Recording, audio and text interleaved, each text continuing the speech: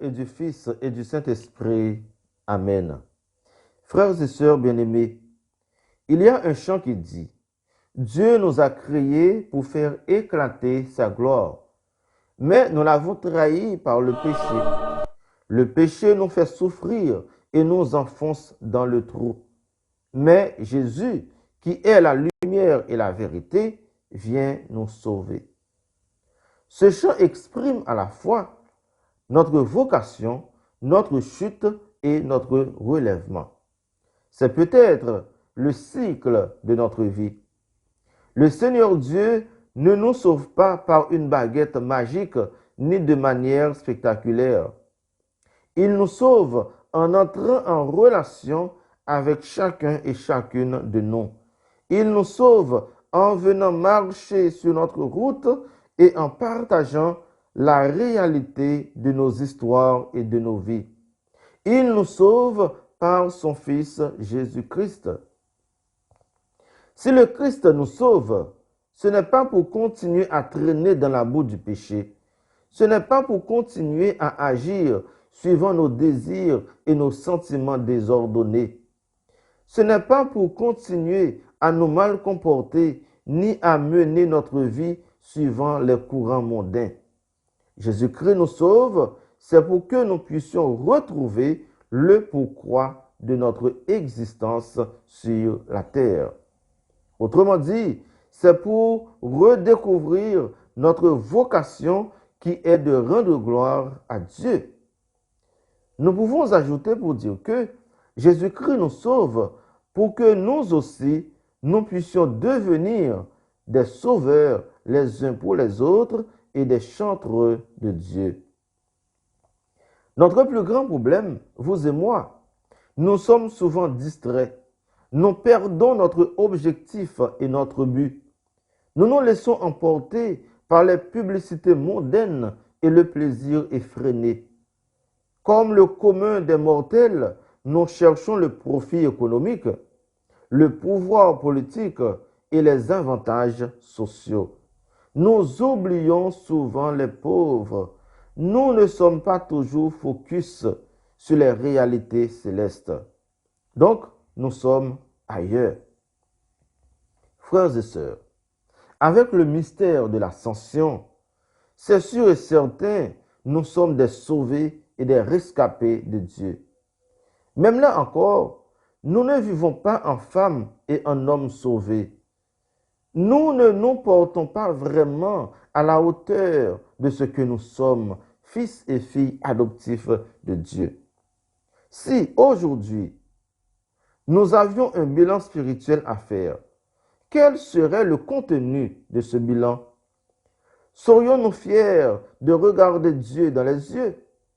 Serions-nous capables d'appeler Dieu Père, Papa? Aurions-nous l'audace de demander à Dieu de nous glorifier? Durant tout le temps que nous sommes devenus chrétiens et croyants, que faisons-nous pour faire connaître le nom de Dieu? Est-ce qu'à travers nos actions et nos paroles, nous sanctifions le nom de Dieu? En qui ou en quoi cherchons-nous notre gloire? Aujourd'hui, la liturgie nous place entre l'Ascension et la Pentecôte et elle nous offre la belle occasion de méditer la prière de Jésus. À vrai dire, nous ne serons pas capables de célébrer la fête de la Pentecôte sans découvrir qui nous sommes en réalité. Est-ce que notre corps est prêt à recevoir l'Esprit de Dieu? Ce corps est-il vraiment le temple de l'Esprit Saint? Je veux croire qu'il y a un travail à faire sur nous-mêmes et sur notre personnalité chrétienne. Quel est notre bilan chrétien et quelles orientations donnons-nous à nos prières? Dans cette prière de Jésus qu'on appelle la prière sacerdotale, Jésus tient à présenter son bilan définitif à Dieu le Père. En même temps, il prie pour ses disciples, il prie pour chacun et chacune de nous. Jésus sait qu'il est au bout de sa mission terrestre. Mais il lui reste une dernière étape importante à franchir et à vivre. C'est l'étape décisive pour l'accomplissement total et définitif de son ministère. Disons, il lui reste à vivre sa passion, sa mort et sa résurrection. Autrement, on ne pourrait pas parler de l'ascension. Pour s'asseoir à la droite de son Père, Jésus doit se vêtir de la gloire de Dieu. Ce qui veut dire que, dans sa nature humaine, Jésus doit s'habiller du vêtement exigé pour entrer dans la salle des noces. Reconnaissant qu'il a vécu dans cette filiation divine, reconnaissant qu'il a mené à bon port son ministère et qu'il a accompli l'œuvre de Dieu dans le monde, Jésus ose s'adresser à Dieu le Père de cette manière-là. Père, l'heure est venue. Glorifie ton Fils afin que le Fils te glorifie. Ordinairement, on traduit l'expression « l'heure est venue » dans ce binôme mort-résurrection. C'est l'heure du grand combat. En revanche, Jésus demande l'habit de gloire pour pouvoir réussir le combat ultime, pour ne pas se perdre dans la mort et finalement pour pouvoir faire son ascension. Ici, il y a toute la beauté du sacrement du baptême qui scintille. Cependant, se faire baptiser ne suffit pas. Il faut mener le combat de la foi. Prenons par exemple un parent qui envoie son enfant faire des études à l'étranger et qui attend le résultat final. Cet enfant-là ne doit pas se contenter uniquement d'être fils ou fille de son père ou sa mère. Il doit mener un combat pour réussir ses études. Le résultat final pour les parents, c'est le diplôme. Sans le diplôme, l'enfant serait considéré comme un raté. Alors, le temps des études peut être considéré comme le temps du ministère, comme le temps de la mission de l'enfant. Il y a le temps des épreuves finales, c'est-à-dire le temps des examens ou la présentation du mémoire devant le jury. Ensuite, le temps de la graduation peut être considéré comme le temps de la gloire. Pour notre compréhension, le jour de la présentation du mémoire et le jour de la graduation peuvent s'insérer dans cette expression « l'heure est venue », c'est-à-dire l'heure d'achever le temps des études.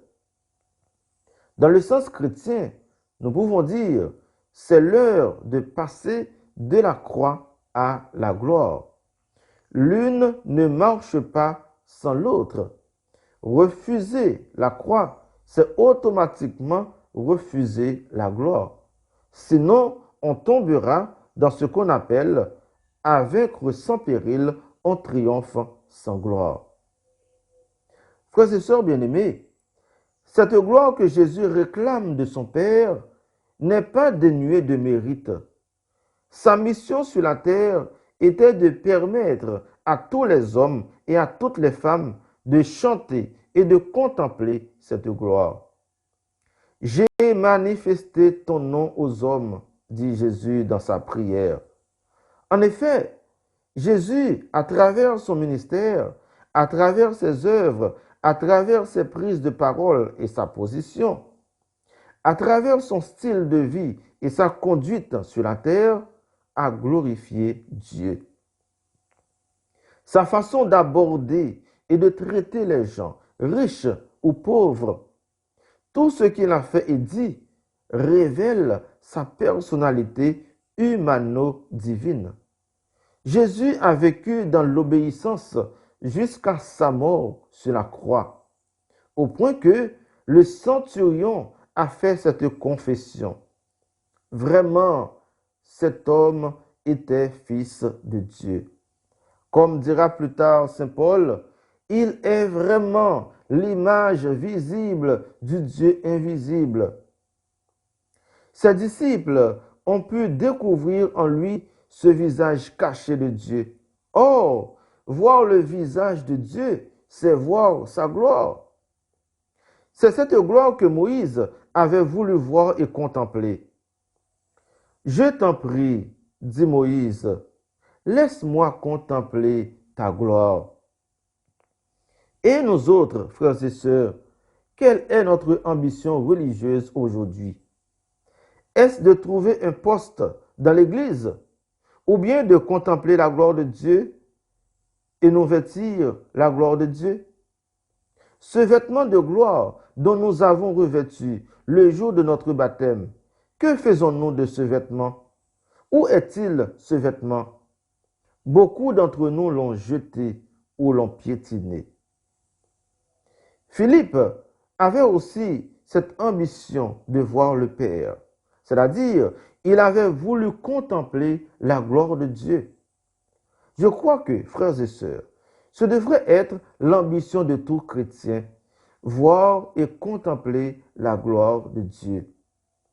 Eh bien, Jésus dévoile ce visage à ses disciples en répondant à Philippe, « Qui me voit, voit le Père. » Après la résurrection, les disciples d'Emmaüs, à la fraction du pain, ont pu contempler cette gloire.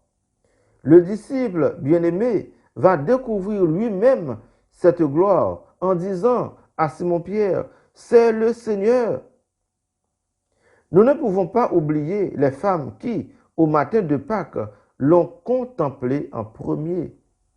De plus, nous ne pouvons pas oublier l'expérience sur le mont Tabor lors de sa transfiguration. Disons, la prière de Moïse a été exaucée ce jour-là. Moïse a pu contempler Dieu dans sa gloire. Et l'ascension est l'apothéose de la manifestation du vêtement de la gloire de Dieu, revêtu par Jésus et vu par beaucoup.